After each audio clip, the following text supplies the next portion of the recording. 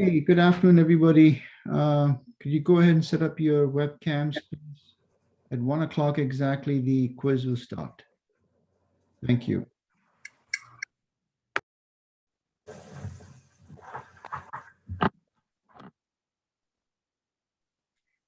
The quiz starts on Gradescope.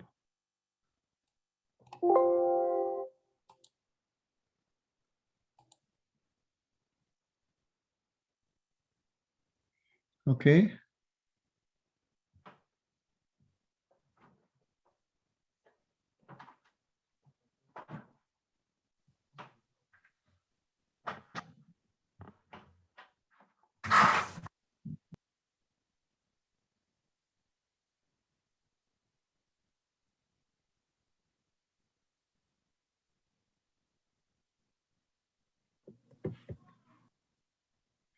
So this quiz is a short 1 to 115, okay?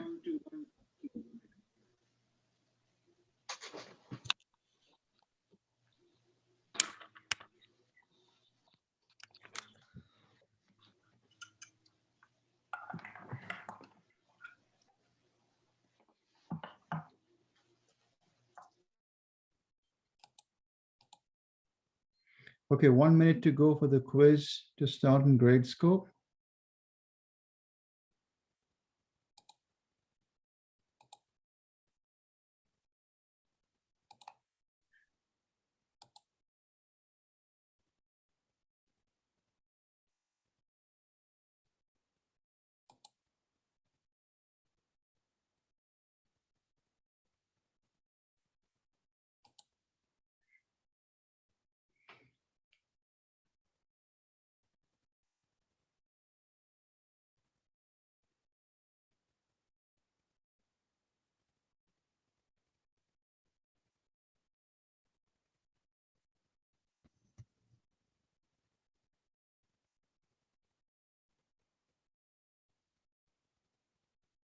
Okay, the quiz should be on 15 minutes.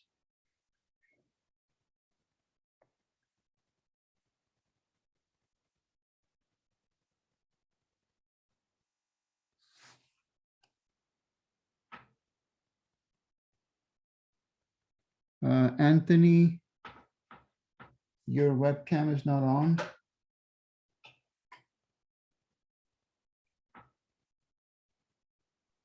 Professor, there's two Anthonys, right? Pereira. Okay, cool.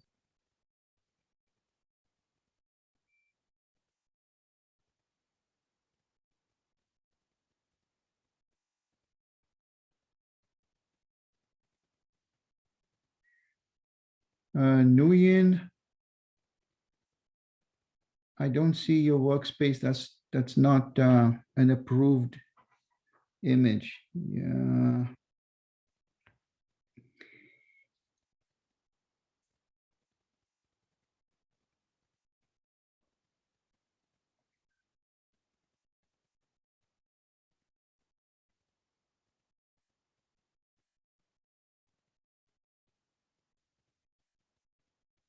Okay, Nguyen, thank you.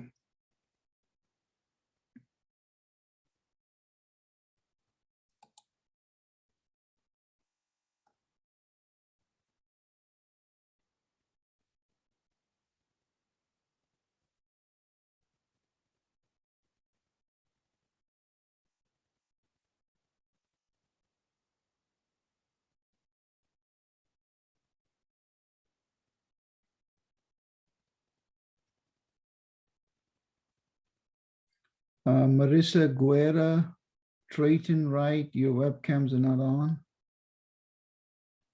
Furman, your webcam is not on.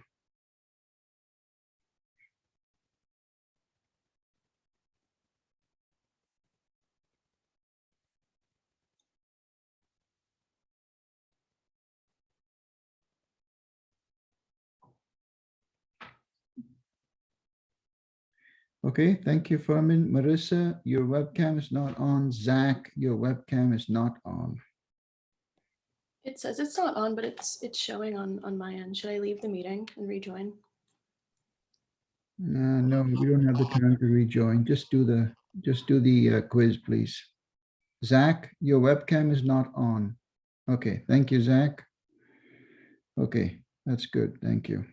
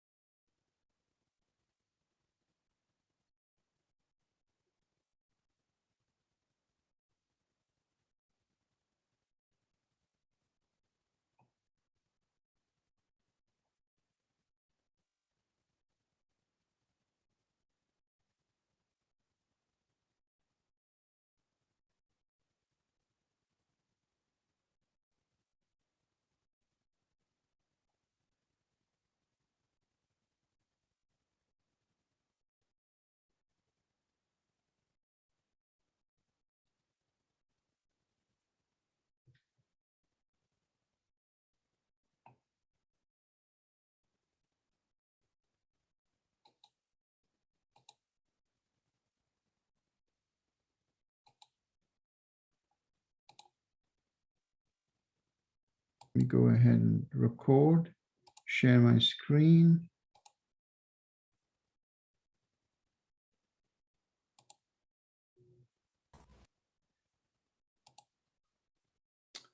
Okay, so before we continue, let's go ahead and do the quiz real quickly.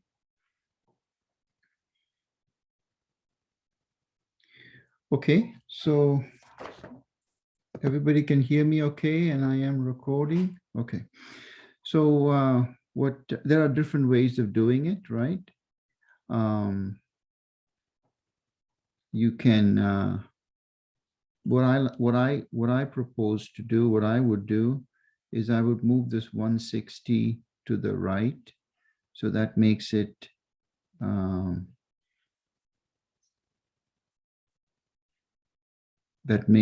SRID. Okay, so let me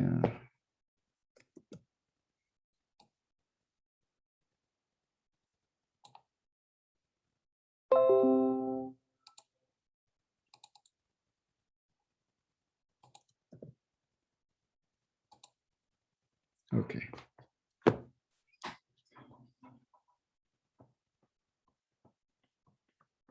SRID. So that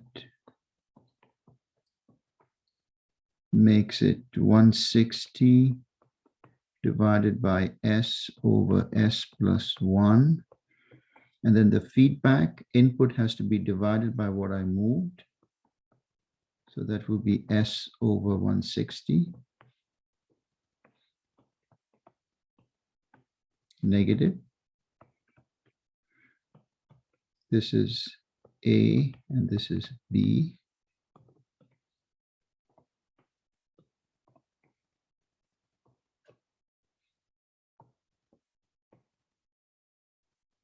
This is R. And this is C. So in the exam, I want you to tell me what you did. So move 160 right of B. So if you just tell me that, then I know what you did. And if you make a mistake, then I can give you partial credit. But without knowing what you did, it's difficult to then I can collapse these two. Right? Because nothing is happening between this summation block and that.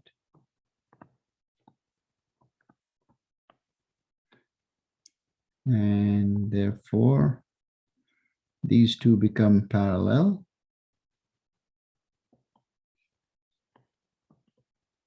(160 S plus 1).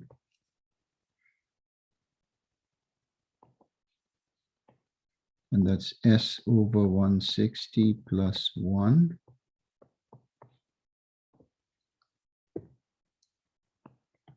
This is A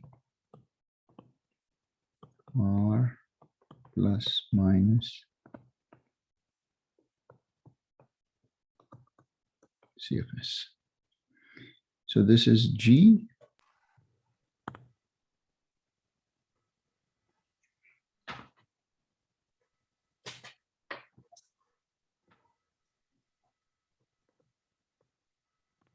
And this here is H. Any questions?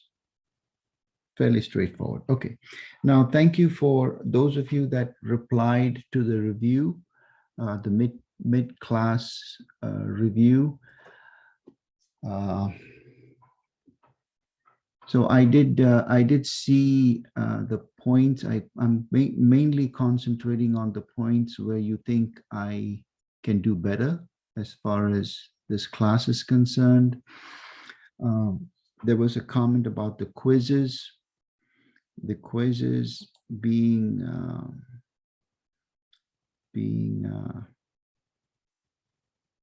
is there any value in the quizzes? That was basically the main comment. Yes, of course, it's okay to write it as S plus 160 over 160. That's exactly the same, isn't it, as writing S over 160 plus 1. So that's it, correct. Okay, so the reason I have the quizzes is the same reason that you cannot fill a bucket of water like in the lab without any feedback, right? So if you're trying to succeed in the class, if you're trying to do well in the class, the quizzes give you feedback as to how well you're doing in the class. How well are you keeping up with the class? So if you think that the quizzes are too hard, or if you think if you find the need to go back to your notes, it means that that's feedback for you to do something different to succeed in the class. Okay, so the quizzes is your only feedback to succeed in the exams. Okay. So look at the quizzes as an opportunity for feedback. Okay, so let's continue with the class. RHC table, quick recap. Basically, the RHC table is a methodology to determine the stability. The stability comes in three forms: stable, marginally stable, or unstable. And that's determined by the poles of the total transfer function, always the total transfer function. Okay, so if I wanted to determine the stability of this system,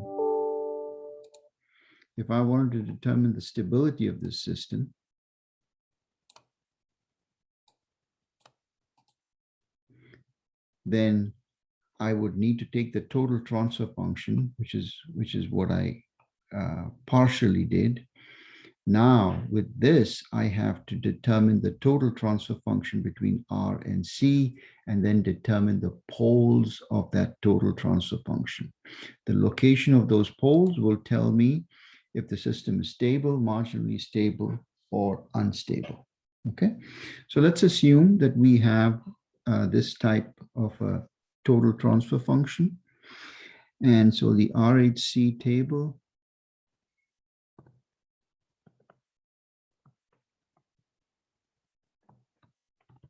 again, the first step is to look for any vanishing exponents. You have 5, 4, 3, 2, 1, 0. So no vanishing exponents. So you write it out as s to the power of 5, s to the power of 4, s to the power of 3, s to the power of 2, s to the power of 1, and s to the power of 0. Okay, so we start out with 1. Skip the S4 because it's over here. 6, 8, 0.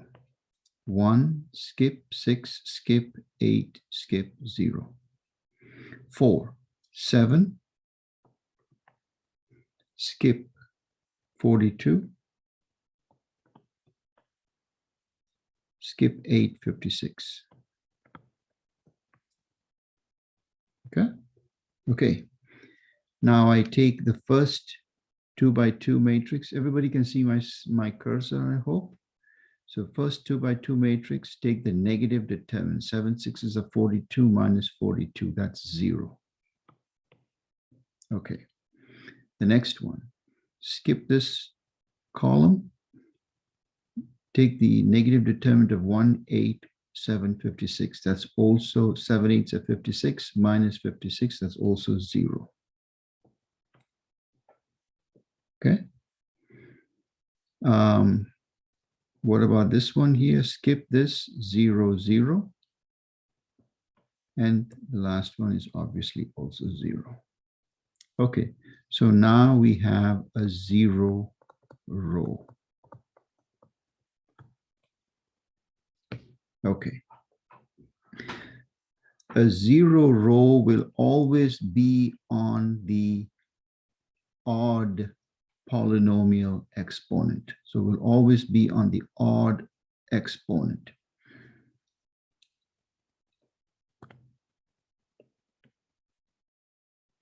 Let me write this in red. This is the rule for the 0 row.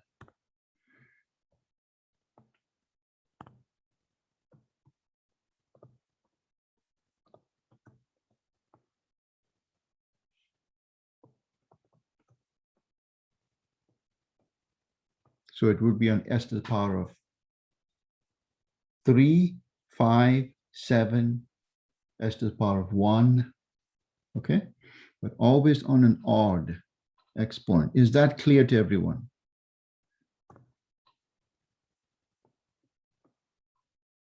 Okay, so if it shows up on an even exponent, something is wrong. You have to go check it. Okay, so now we have a 0 row. Obviously, there is nothing we can do. We cannot continue with the regular RHC table because this pivot is going to be a 0. We cannot do anything about it. So 0 row, that's our special case. So what do? There is something called the auxiliary polynomial. Let me write this in blue. The auxiliary polynomial is determined from the row above the 0 row. So take the row above the 0 row, and that's going to be 7 s to the power of 4 plus 42 s to the power of 2 plus 56. Remember, the exponent is skipped, so so this is 4, 2, 0. Okay, so that's step 1. Step 2. Step 2 is take the derivative of the auxiliary polynomial with respect to s. So that's 7 4s are 28 s cubed plus 84 s plus 0. Okay, now replace the 0 row by the coefficients of the derivative of the auxiliary polynomial. So 28, oops, sorry.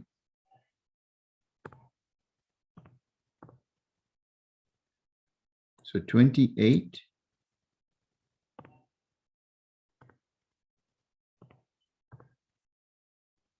replace that with 28. The next one is 84. Replace the next one with 84.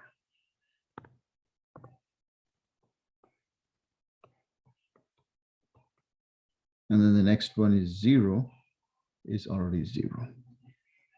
Okay, once you have replaced the 0 row by the coefficients of the derivative of the auxiliary polynomial, once you have done that,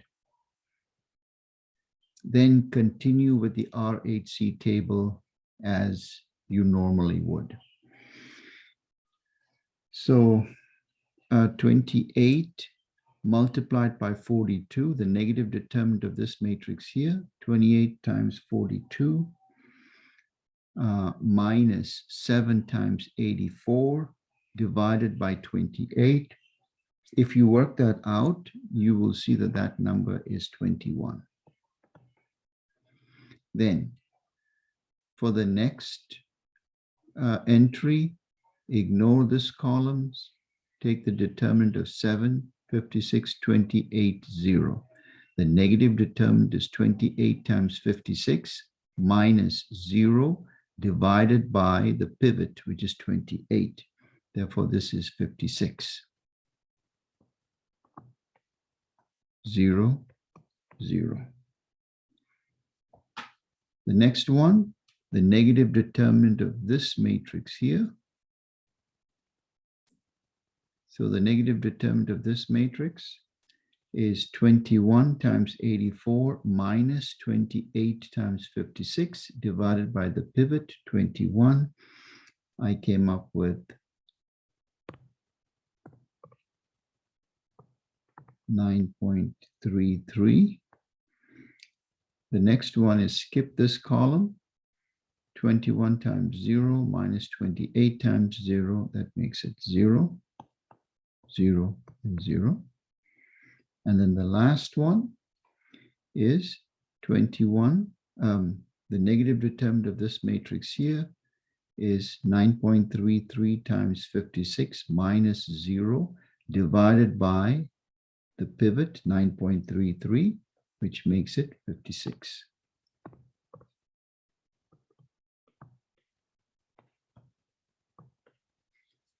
Any questions to how I got this?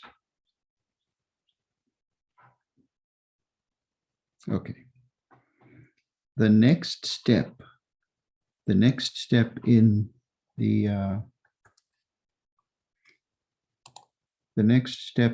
the process is to separate the auxiliary block from the non-auxiliary block. Okay, so everything. So I'm going to write this down as step 3.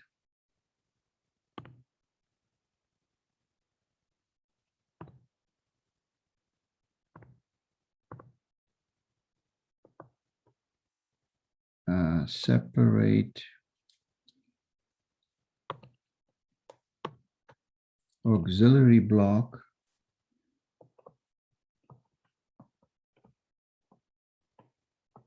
and non-auxiliary block. Okay. Okay, so let's look at the auxiliary block. The auxiliary block starts from the row above the zeros. So this is the auxiliary block.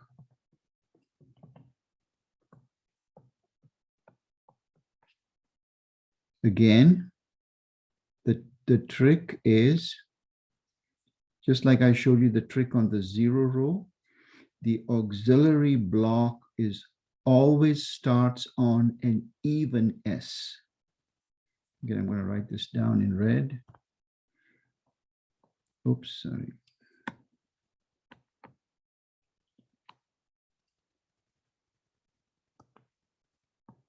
Yeah, didn't work.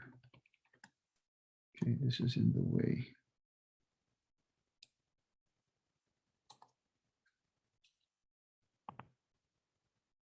The auxiliary block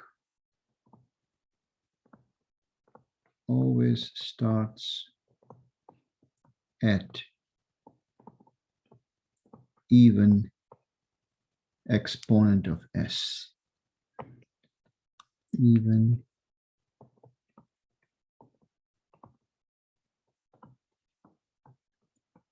exponent of S. Okay, so this is obvious because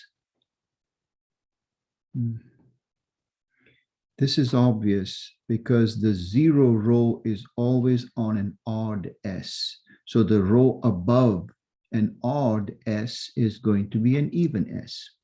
So the row from the row above the 0 row to the end, that's what we call the auxiliary block. And then everything above is going to be called the non-auxiliary block. In this case, non-auxiliary block. In this case, the non-auxiliary block is a single row. Okay. The next step in this process,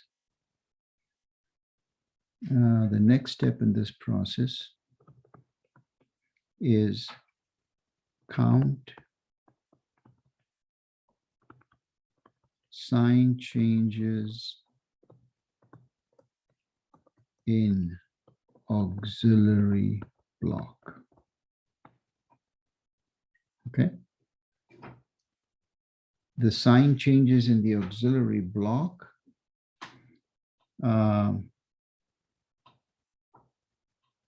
will tell you before. Let me add a little bit of space here.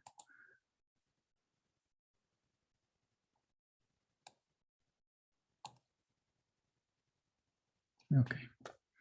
I'm going to make this step 5, and I'm going to make this step 4.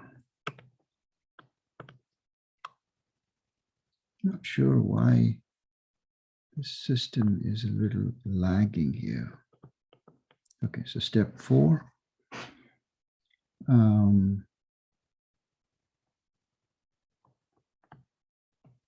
Count number of auxiliary poles.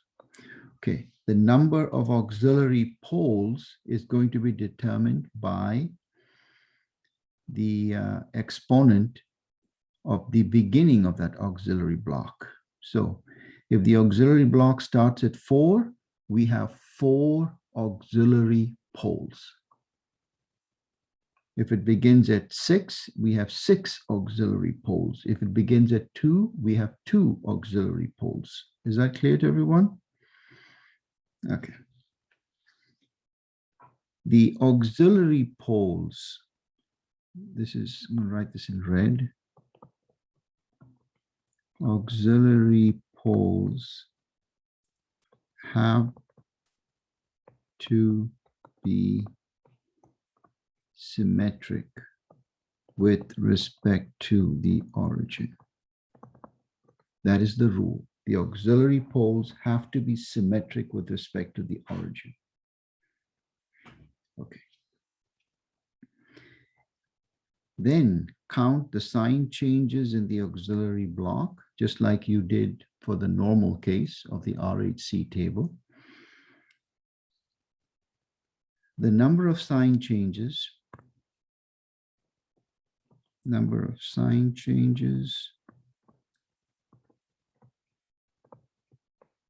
is equal to the number of auxiliary poles on the right-hand side of the Gauss plane. Exactly as we did with the non-zero row case, the number of sign changes in the auxiliary block represent the number of auxiliary poles on the right-hand side. And remember this,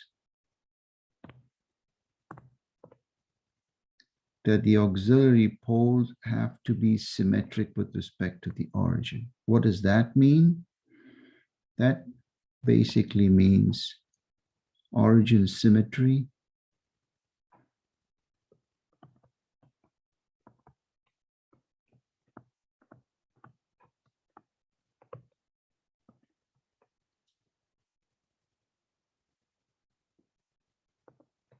So if this is the origin symmetry is if you have a pole here, you have to have a symmetrical pole over there.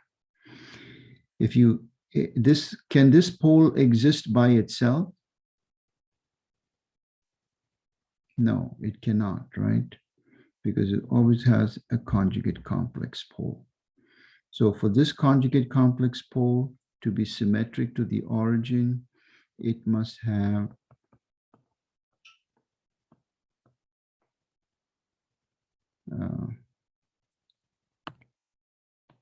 it's supposed to be like that. So these 4 poles are symmetric with respect to the origin. So the auxiliary poles are always going to be even. You will always have an even number of auxiliary poles.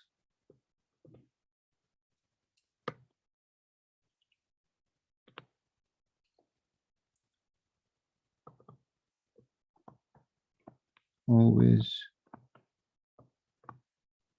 an even number of auxiliary poles. Again, I'm going to highlight that.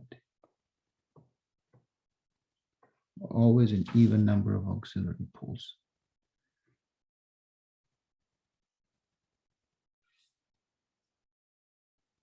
Okay, Okay, so let's apply that to, so count the number of auxiliary poles.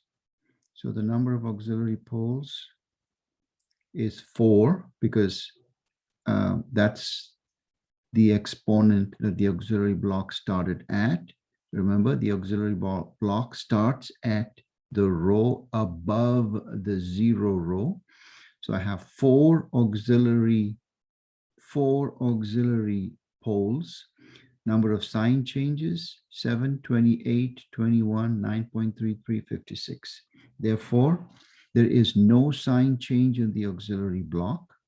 That means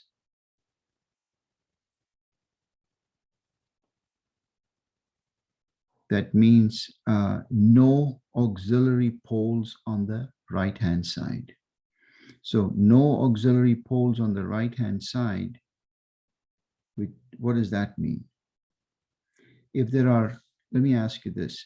If there are no poles on the right-hand side, and you know that auxiliary poles always have to be symmetric with respect to the origin, where do the auxiliary poles lie?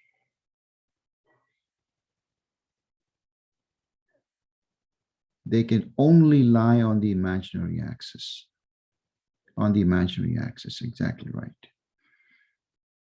So they can only be on the imaginary axis. Real, imaginary. So conjugate complex is always going to be true, right?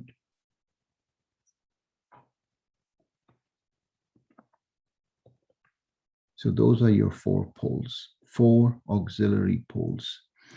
And then let's look at the non-auxiliary block. So that's step 6.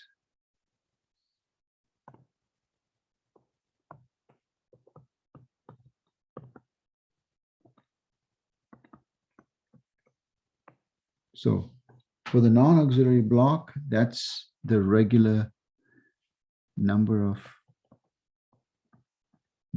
sign changes equal to the number of right-hand side non-auxiliary poles. The non-auxiliary poles are not symmetric with respect to the origin. The only thing that's symmetric with respect to the origin is the auxiliary poles. How many auxiliary poles do you have? That's determined by the highest exponent, or that's determined by the order of the auxiliary polynomial. Okay, so again, in this particular case,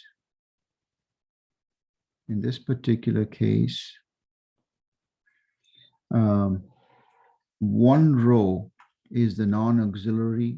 There is never a sign change in one. You need at least 2 rows to get a sign change. So there is no sign change.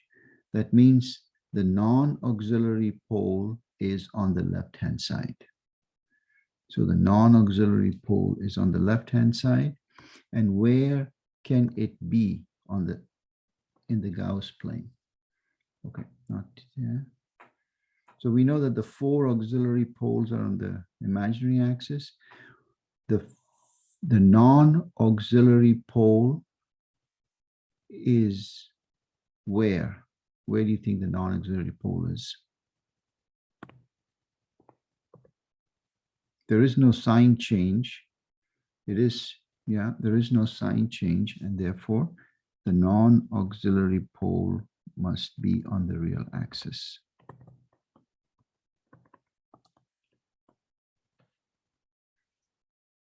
It has to be on the negative real axis because there is no sign change in the non-auxiliary block.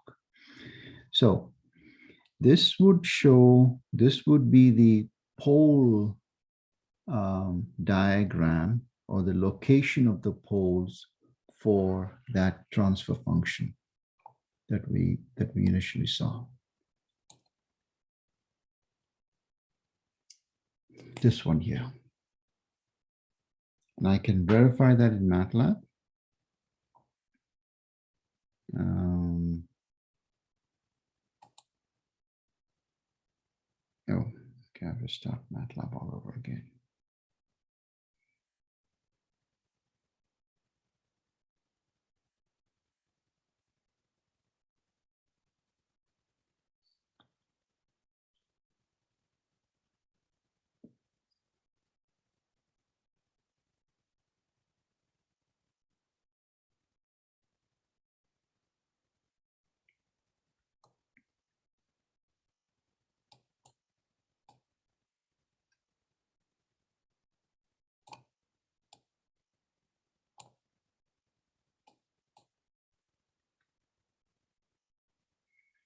Still initializing.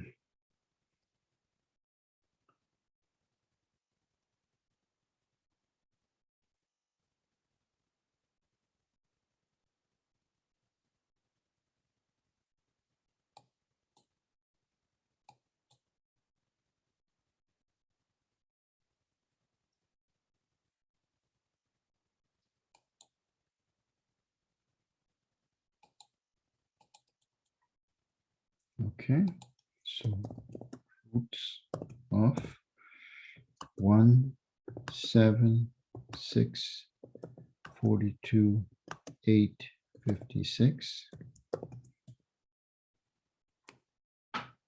So here is the non-auxiliary pole, plus minus 2i, plus minus 1.41i. Those are your 4 auxiliary poles.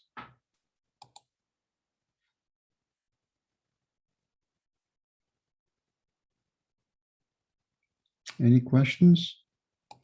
Okay, let's do another example.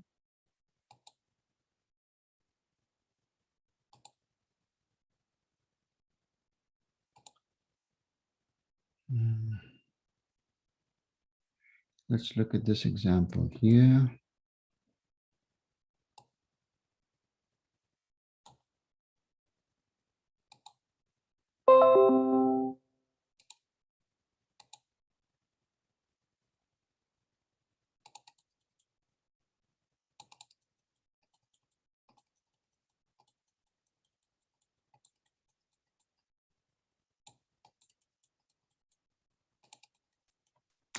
Sorry, I don't know why it's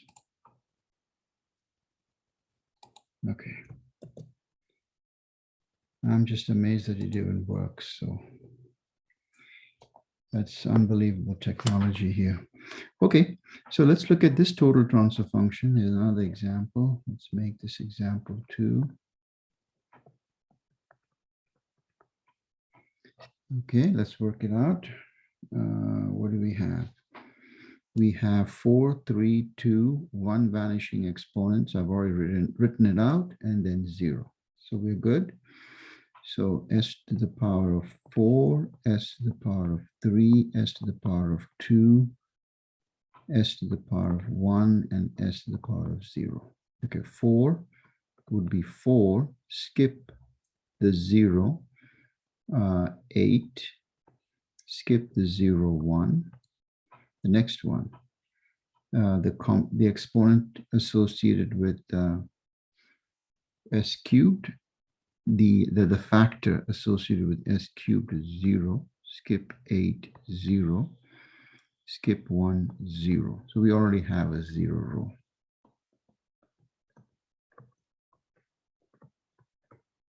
So the row above the 0 row is my auxiliary polynomial. So the auxiliary polynomial is 4s to the power of 4 plus 8s squared plus 1.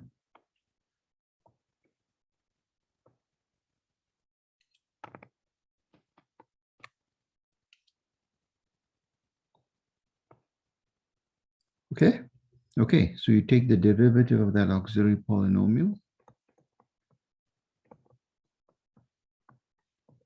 You have 16s cubed plus 16s. Okay, so I'm going to take this 16 and replace this first 0 with 16. And then I'm going to take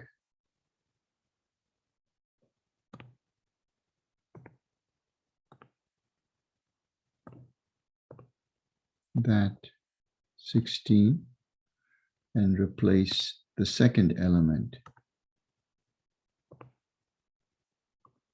Oops, sorry, not that one.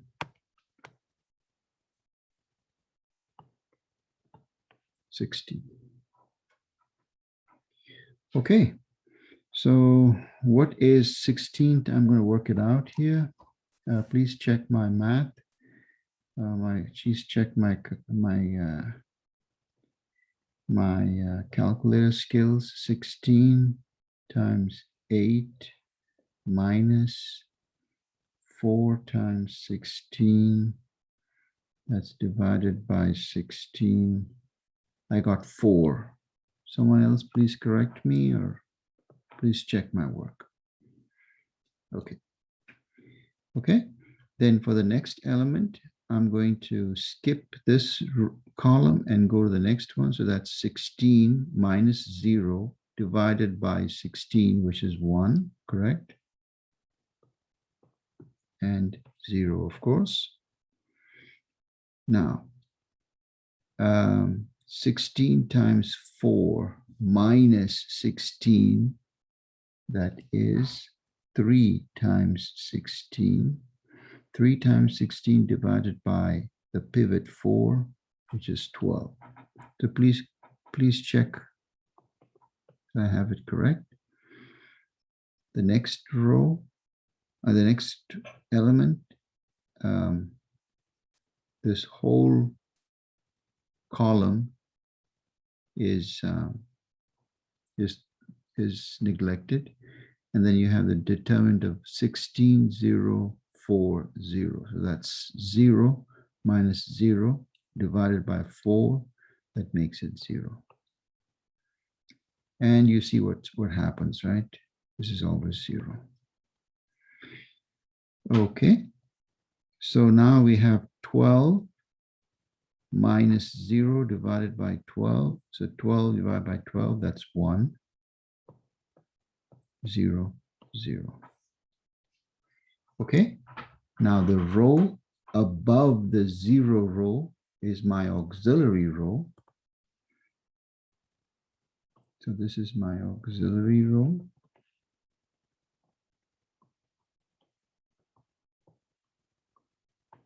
So correct, yeah, auxiliary block.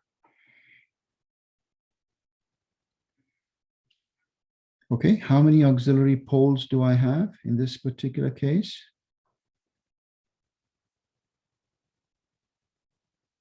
Exactly right, 4 auxiliary poles.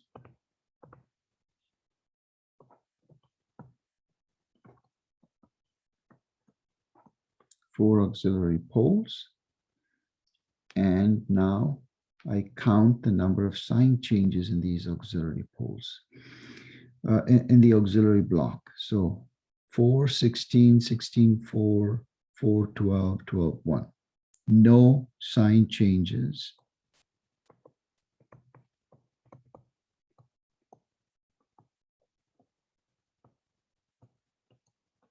No sign changes. Therefore, where do the auxiliary poles lie? Where do the auxiliary poles lie? There are no sign changes.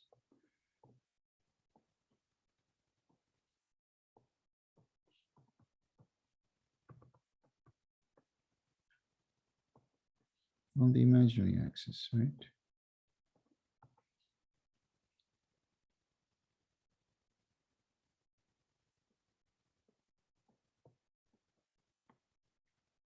All 4 poles are on the imaginary axis. There is no non-auxiliary block in this problem because the S cubed row turned out to be the 0 row.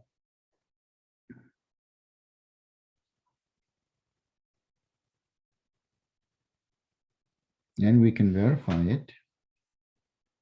If we find the roots of this transfer function,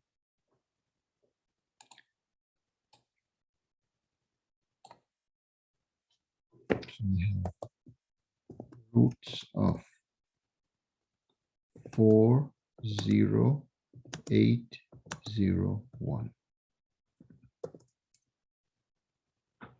They're all pure imaginary poles.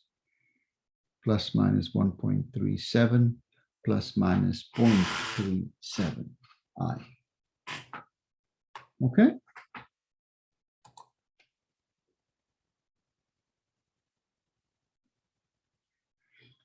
So what is this system? Stable, marginally stable, or unstable?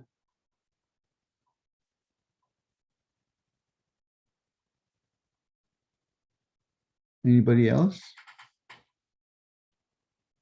What did we say about marginally stable systems? That their poles are on the imaginary axis. So this is a marginally stable system.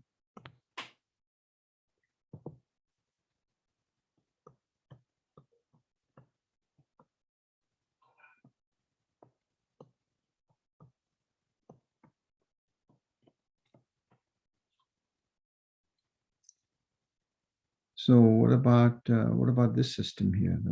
The example we saw earlier.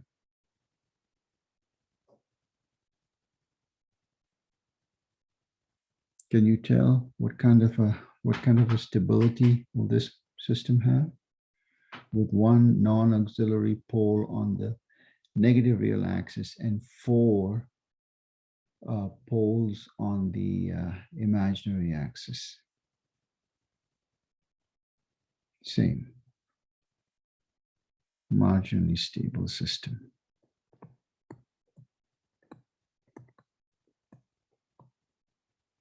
Marginally.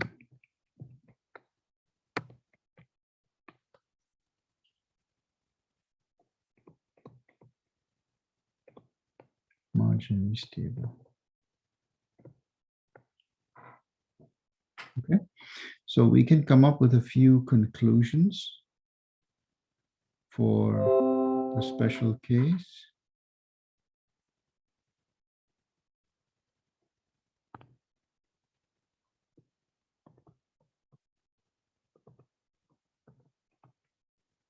If you have a 0 row, then the system response, a step system response is going to be marginally stable or unstable. So at best, it can be marginally stable or it can be an unstable system.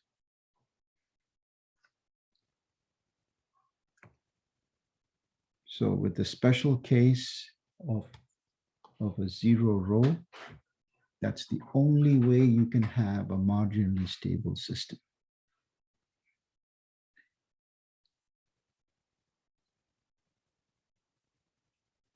Any questions?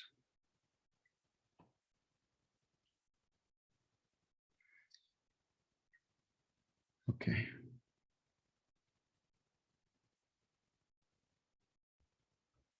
So is there anything that I need to repeat for you? Anybody have any questions? Why would it not be a symmetrical for the first example?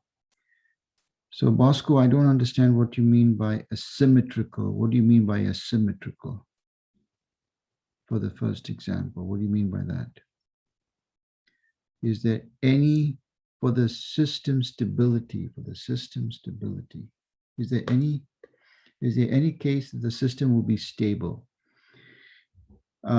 Good observation. If you have a 0 row, your system can only be marginally stable or unstable. Your system will never be stable.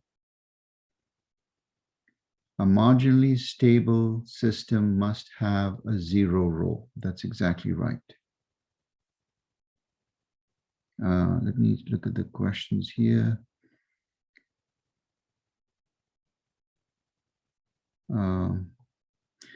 Okay, so Bosco, there's quite a few things going on. Why would it not be asymmetrical? So I don't understand what you mean by asymmetrical. Then you say for the system stability. So could you please reword your sentence?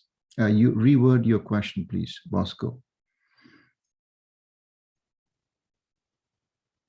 So bottom line, if you have a zero row asymptotically, okay. So you cannot be asymptotically stable, Bosco, because the rightmost pole determines the stability of the system. In this case, the rightmost poles are on the imaginary axis. So like I said before in the previous class, you can have 1,000, 10,000, 1,000,000 poles on the left-hand side. A single pair of poles on the imaginary axis makes that system marginally stable. Any other questions?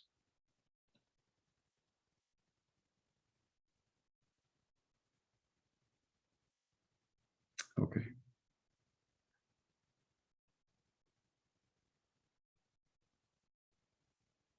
So zero row, marginally stable. The other conclusion you can draw is if there is a zero pivot,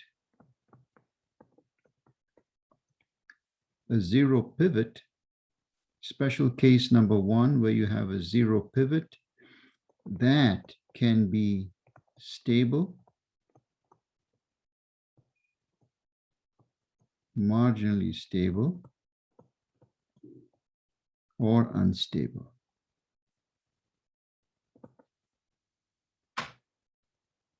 But the moment you have a zero row,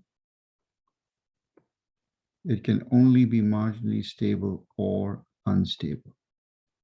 It cannot be, it can never be stable. Your system can never be stable if you have a zero row. Okay.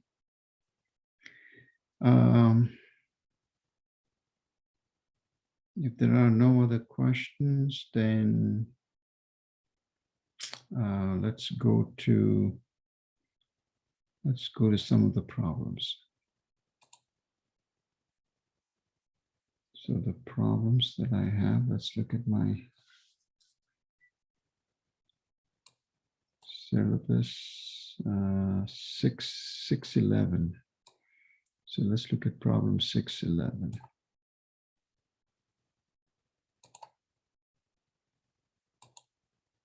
Problem 611. Problem 6. Go back to 611.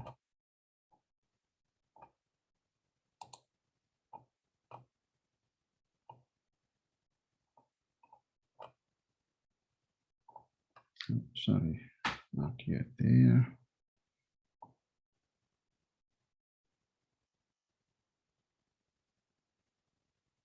Oh, there you go.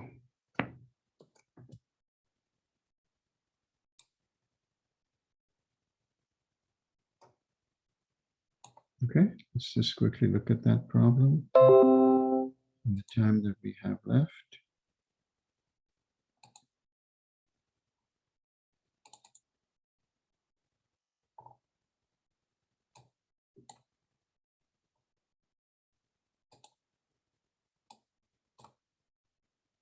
Okay.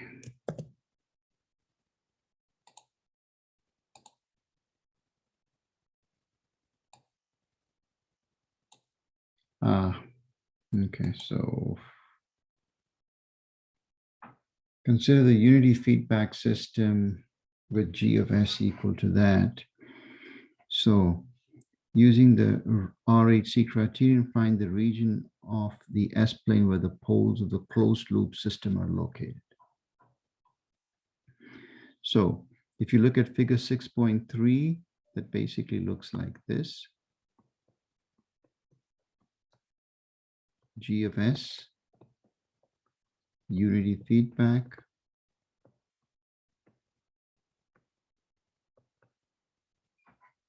Okay, so that's R, output is C. So for the stability of this thing, what do we have to do? Anybody?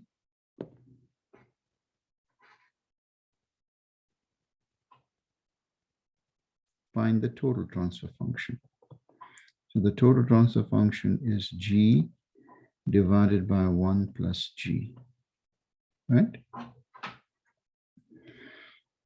So that's going to be 1 divided by 4s to the power of 4 plus 2.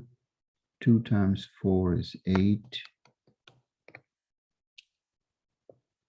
8s squared. I haven't made a mistake.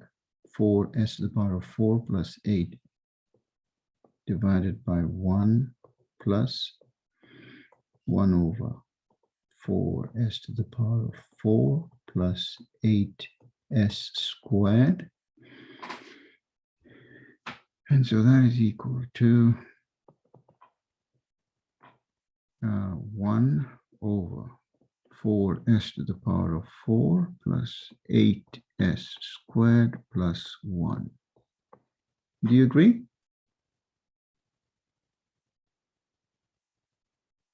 Okay. So write out the full polynomial with the vanishing components. So you have 1 over 4s to the power of 4 plus 0s cubed plus 8s squared plus 0s plus 1.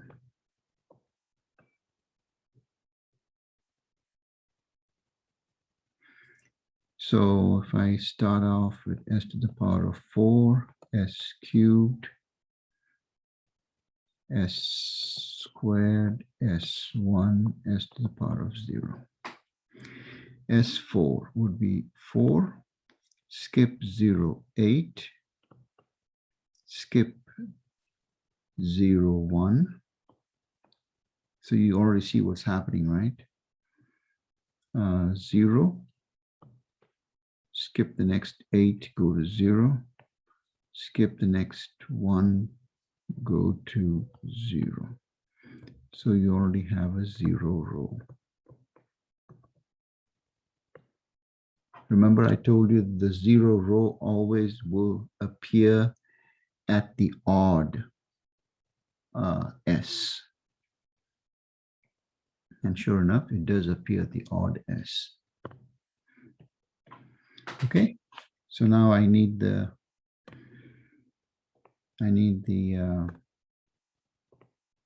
auxiliary polynomial.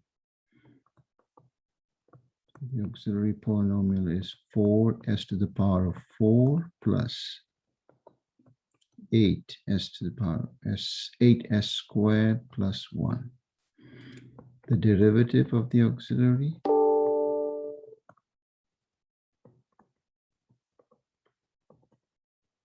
is 4 4s are 16, s cubed plus 16s. Did we do this problem already?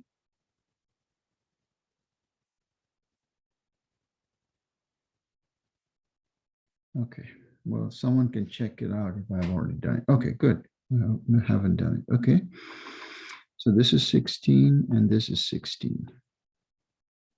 Okay, now I'm going to continue. Remember my auxiliary pole. This is my auxiliary block.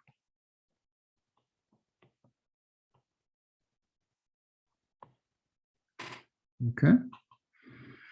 So 16 times 8, 16 multiplied by 8 minus 4 multiplied by 16 divided by 16. Why do I think we've already done this example? Anyway, it's okay. We can do it again. Skip this column here, 16 minus 0 divided by 16. 16 divided by 16, that makes it 1, 0. Then I have 16 times 4 minus 16, that's 3 times 16. 3 times 16, oops, 3 times 16, divide that by 4, that makes it 12. 0, 0. And then 12 multiplied by 1 minus 4 multiplied by 0, so 12. 12 divided by 12, that makes it 1. Okay, how many sign changes do I have in the auxiliary block?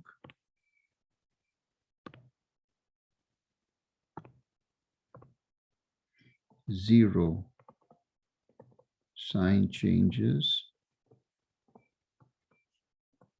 in auxiliary block. So where must my auxiliary poles lie? They have to be symmetric with respect to the origin. Therefore, they must be on the pure imaginary axis.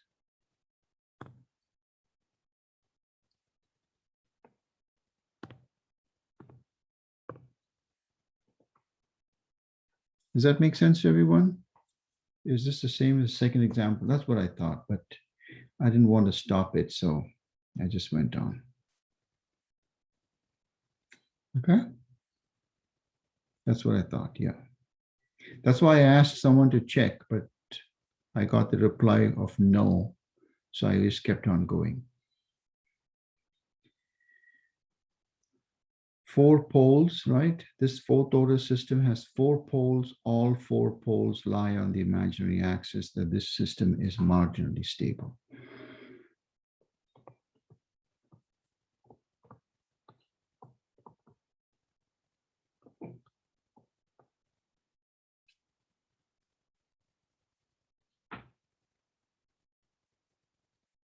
Okay, I'm out of time. Any questions before we stop for the day? Or stop for this class? Okay, very good. My cat is doing great, thank you. Yeah, my cat is doing great, thank you. Thank you for asking. Okay, wonderful. Have a good rest of your day, and I will see you all. I will see you all on Thursday. On Thursday, we're going to do some more stability problems, and then we'll close up the chapter on stability. But basically, for stability, you need the total transfer function. That's why chapter 5 is going to be, the techniques in chapter 5 is going to be very useful. Okay. And why are we looking into stability? Because that's one step before designing a controller. We need to determine the stability characteristics of a system before we can design the controller for that system. Okay, thank you.